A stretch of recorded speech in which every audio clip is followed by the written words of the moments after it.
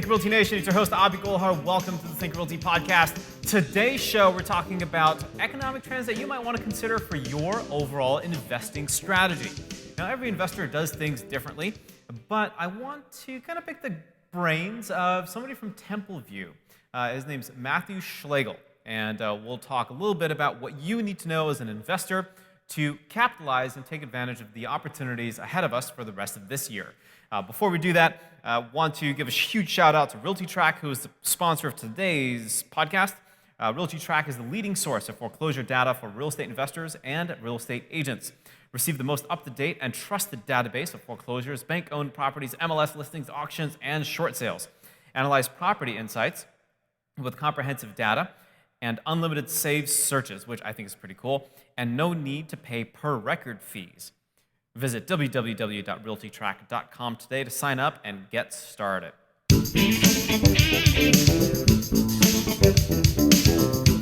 How you doing? Good. Good to see you. Dude, there's a lot to talk about here. There has been, word on the street is, we got a lot of foreclosures coming, which I don't know who's saying this. Like, why? I get it. The topic of that conversation with the foreclosure moratoriums was a big thing last year. There's still a lot of investors shouting on the street saying it's going to be 20, 30, 40% dip in home prices, which I want to just kind of can we just kill that horse? Can we just do that? Right. Like, that's not going to happen. It's going to be, we have still some time before, we see that large influx of inventory come in. Yeah. From the foreclosures, the REOs, the bank-owned properties. I don't think, everyone that I've talked to, our clients directly, these major investors are still, they're not just sitting there waiting for those to hit the market right away. So when it comes to the strategies that you're seeing some of your borrowers deploy, what are those? Are they fix and flips right now? Are they more rental? Are they more ground up new construction? What are you guys seeing? And where specifically in the market, where specifically in the US is like maybe a favorite area? Yes. So the biggest clients that we've seen have been able to keep their books up, right? Like the platinum high level flippers are able to, people who do this for their main income, not someone who does it as a side gig. They're still able to find off-market offers, but many of them have pivoted to ground-up construction. So buying lots due to lack of inventory, they're pivoting to ground up, getting lots, getting them entitled, and creating inventory. Because as we all know, real estate is not sitting on the market long, and they're getting the lots, building the homes, and they're off the market super quick. So they're not sitting on these. They're not worried about having them sit on the market forever after they're built, because it's a long, building from the ground up is a much more intensive construction project, so it's a longer plan. But they're not worried about having to get out of their loan quickly because they're not staying on the market very long at all. Are you noticing any markets that are standing out against other markets, like Midwestern markets versus California and East Coast, West Coast kind of things?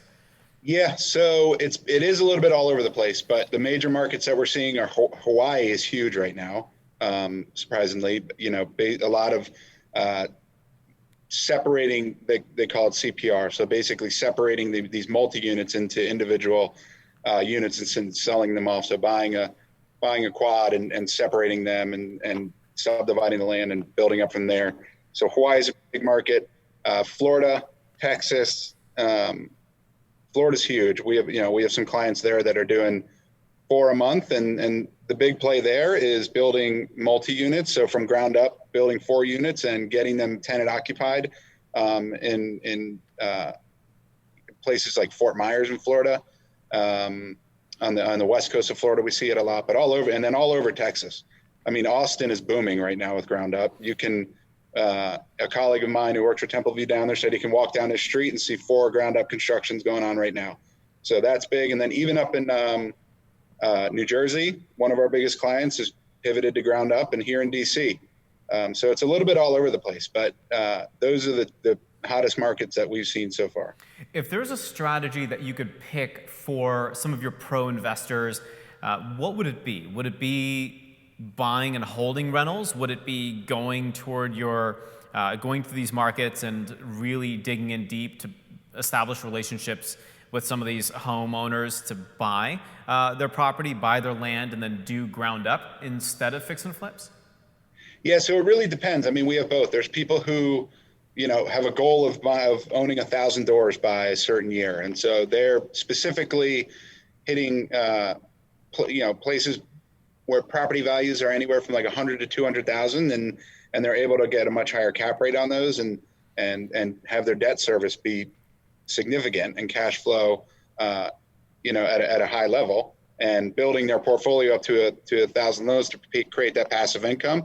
Then you also have investors who are construction heavy and have their GC license or have a partnership with a really good GC, and their goal is to break the record in the market of building the best luxury home and breaking the record on that street and continuing to flip. But with interest rates so low, we've seen on the DSCR product, we have seen a lot of people pivot to, like I said, either the ground up or buying a distressed home, rehabbing it, getting it occupied, and refinancing into the DSCR loan. Dude, we're down in like the high threes for DSCR rates now. It's crazy. So that is that's a huge place to capitalize. But people who have stuck to flipping houses, they like that niche, and they are pivoting to ground up and again trying to break that record in the market. So, question for you: how risky is too risky for you guys for a new build single family home? Is it that home that's, say, $5 million on exit when they eventually sell it? Is it 15 or 20 million? I was speaking with a realtor in Austin. Funny you bring up Austin. I was speaking with a real estate agent in Austin, and he was like, "Well, we're looking for financing. Here are the numbers: 3 million acquisition of the land, seven and a half million to build, and then exit for 18 to 19." Is that too much risk on the luxury market that you probably will say, well, maybe not? Or are you looking for more of the, reasonable luxury home, which is represented, would represent your 800,000 to maybe like 1.75, maybe 2 million? Yeah, I mean, so $17 million is that's a little bit out of our wheelhouse. That's a really specific buyer that you're looking, right? You're not going to the market with an average home there. You're looking for the multimillionaire who's looking to buy something insane and break the market. We are looking for, and again, it depends on the market. Somewhere like California, we're okay with a $4 million, $5 million exit, depending on the neighborhood, but it really depends on the part of the country, right? We lend nationwide, so up around here we're okay with like a $2 million exit. We're located in Bethesda, Maryland. This is where our headquarters are, and that's kind of the market. As we've home prices are increasing nationwide, but if you're in down in Florida, depending on the market, probably 800 to $1 million. I think the overall message is that we would like to see the exit be on the mid to high level average of home prices. We're not looking for someone to break the record, even though I know that's a lot of people's goals and a lot of investors' goals to break the record in the neighborhood. And it's a good goal to aspire to. But as a lender, from a risk standpoint and what we're looking at, we're really would like to see you trying to exit at the middle market, the average of what that neighborhood will take. A question about multifamily: there's a lot of speculation and conversation around stimulus for multifamily owners, and the fact that when that stimulus goes away, and as it goes away, they being the multifamily owners, whether it's motels or multifamily apartment complexes, say, the idea is they will probably not be able to make ends meet. Is that something that you're seeing potentially happen? Is there an opportunity there that I should focus on? Potentially. I mean, we focus strictly on 1 to 4 unit. At Templeview, we can, for the multifamily level, I mean, it does depend. I mean, you can make ends meet, but also you have more, if you have a 2 unit, for example, right, and you're banking on those being occupied and cash flowing for you. If both of those tenants, decide to leave and you can't fill those, you're stuck on that, and you're paying for that with zero income coming in. Whereas a multifamily, if you have 10 units and you have 7 of them occupied and a couple of them leave, you still have those 5 occupied to leave. So that's the argument there, I think, where you could be a little bit safer. But if the bottom falls out, then you're stuck with a big multi-unit that might be hard to get rid of. I agree, and that's why I've always loved single-family rentals. It's the most liquid of an illiquid asset class. So that's kind of interesting, or what's perceived to be an illiquid asset class, which I think is kind of interesting. Let's talk about your draw process. You work with a lot of new investors, pro investors around the country. They love doing fix and flips, the single family from 1 to 4 units. How is your draw process different than that of some of your competitors? Yeah, so we have a really unique draw process, and it's one of Temple View's big attributes. We advance the draws on our rehab draw schedule. So when one of our investors closes, and that depends on your tier. So if you are more experienced, you can get the benefit of advanced draws. And what happens there is what we've seen in the marketplace is investors want to stay as liquid as possible. So lowest cash to close, and throughout the project, they want to stay as liquid as possible in case problems arise, which they often do. And so with advanced draws, what we do differently is you'll close on the property, and within 48 hours, you're going to get your first draw before any work is started. So it's a percentage-based draw schedule. So all the line items are drawn out with percentages. And so your first draw, let's say it's 30% of your draw schedule, that allows you to go do whatever work you want to do. We're not going to plan your project.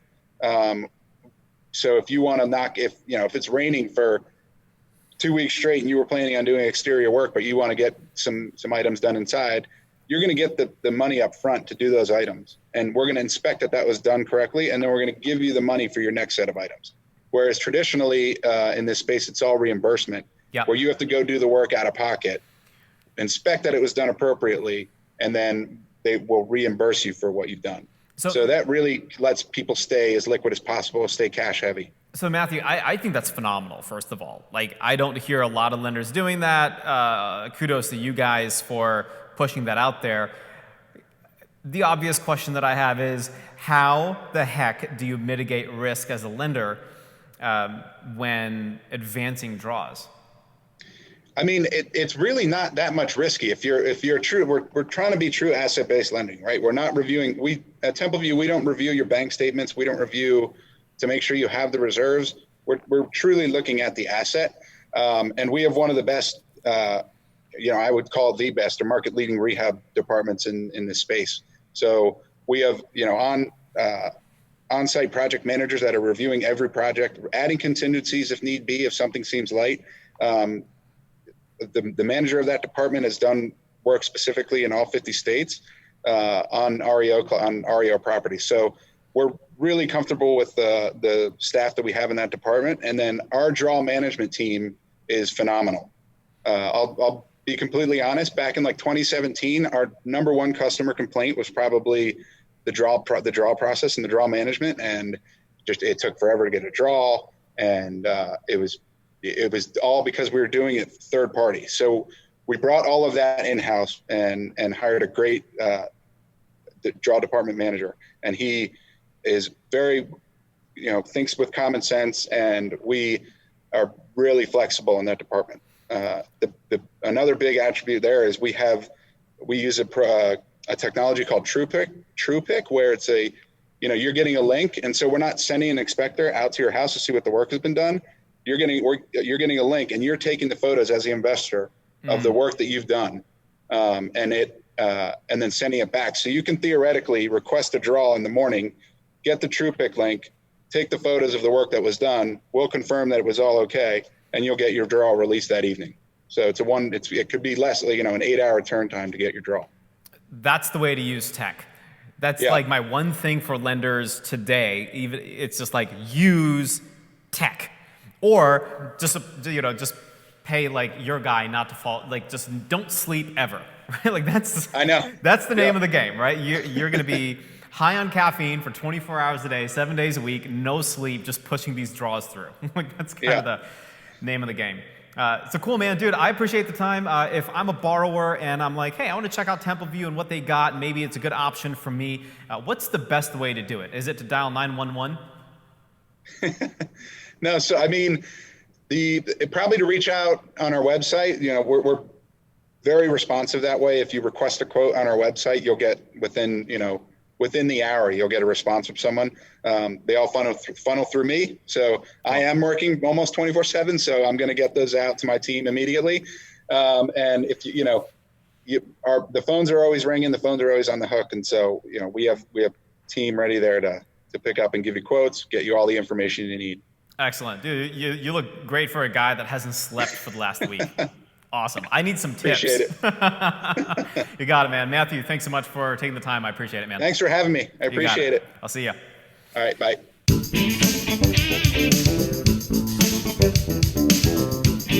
This segment's brought to you by Think Multifamily. Whether you're a passive investor looking for passive income or an aspiring syndicator and ready to learn how to go big fast, Think Multifamily is the industry's leading acquisition and education company who's here to help you invest for your family's future. Visit www.thinkmultifamily.com. All right.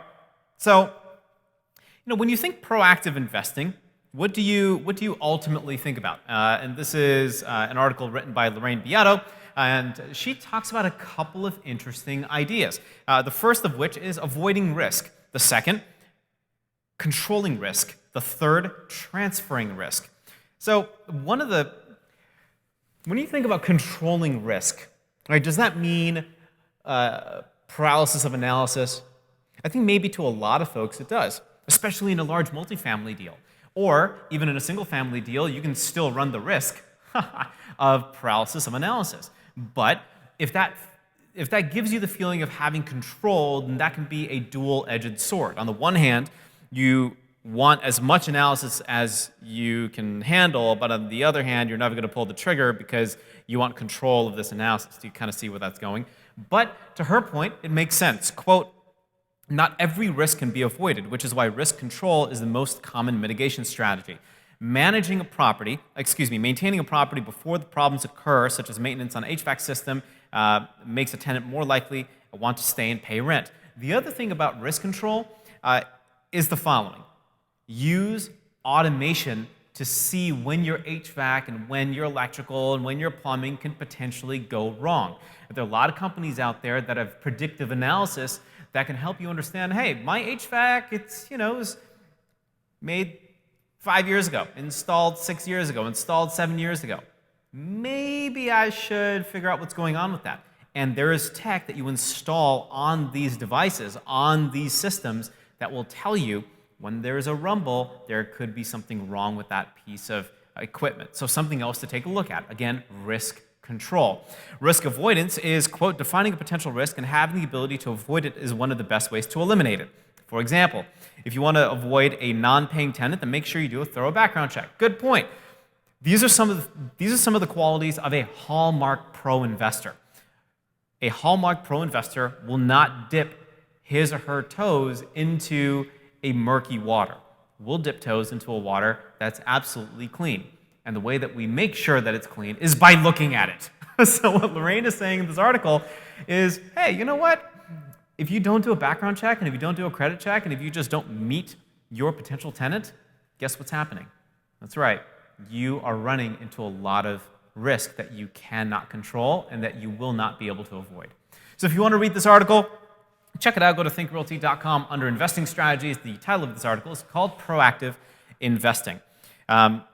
This was a very interesting show. We talked a lot about what types of single-family financing you can get with Templeview Capital, and more specifically, their new draw request, which I think is industry groundbreaking. Like, you got to go check them out. Go to templeviewcap.com. All right, I think that is the show. If you have any questions, get in touch. You know how to do it. But I will say that we got to give a huge shout out to the sponsors of today's show, which is realtytrack.com. Check them out. Realty Track is the leading source of foreclosure data for real estate investors and real estate agents. Receive the most up-to-date and trusted database of foreclosures, bank-owned properties, MLS listings, auctions, and short sales. Analyze property insights with comprehensive data, with unlimited saved searches and no need to pay per record fees. www.realtytrack.com. Visit them, check them out, sign up, get some good leads. It's Avi. Happy investing. I'll see you next time.